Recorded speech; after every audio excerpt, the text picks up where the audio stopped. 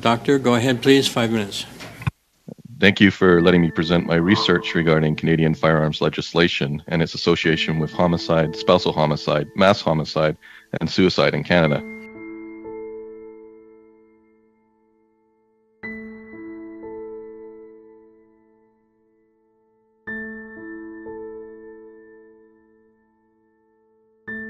Dr. Langmann, your resume is quite extensive, and I know you're a very humble person, but I would like to highlight some of it. You have a PhD in biochemistry and molecular biology. You received your MD from Queen's University, your specialty of emergency medicine at McMaster.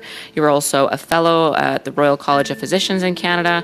You were the chief trauma fellow in 2011. You are currently an ER doctor at St. Joseph's. You are also assistant clinical professor of medicine at McMaster University and the director of clinical teaching unit at St. Joseph's Hospital. I could go on, but that was just some of the highlights. You've also studied a number of peer-reviewed papers, and you are certainly one of the foremost experts in Canada. The gun control measures brought forward in the last number of years by this government had no impact. Can you confirm that? That's correct. You're targeting usually legal gun owners who are going to comply with the regulations. They're the least likely to be involved in criminal activity in this country. They've already gone through screening. And so it's no wonder that when I look at these legislations, I don't see any benefit, because you wouldn't expect to get any marginal benefit on a group that is already such a low risk. The current proposals even confuse me, because they're talking about assault weapons, and in terms of research, it's really hard to know what even that means. Because in my mind, they're probably talking about semi-automatic rifles.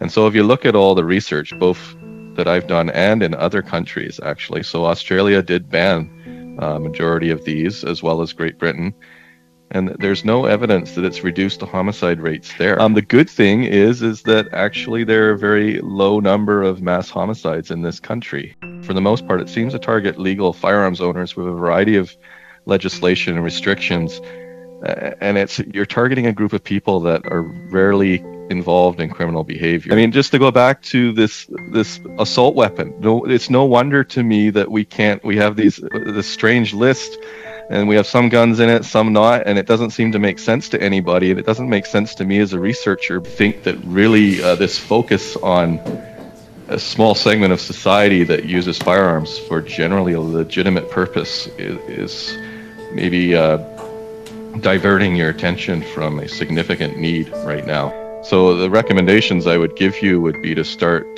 targeting youth at risk, very early at risk, so that are starting to get involved in criminal activity, and start youth diversion programs, diverting them away from that activity, starting to work on the significant methamphetamine problem that we're seeing in all our communities across this country. Currently, my emergency department right now behind me is full of patients that are intoxicated or suffering from psychosis from methamphetamine abuse. This is what I see in the emergency department all the time. And all I hear is we're targeting a bunch of hunters. It doesn't make any sense to me. It seems like we have our blinders on almost to what's going on around us. If your definition is does semi-automatic rifle bans result in reduction in homicide, the answer is no. No, there's no good research that shows that from the United States, from Australia, from this country. So choose something else.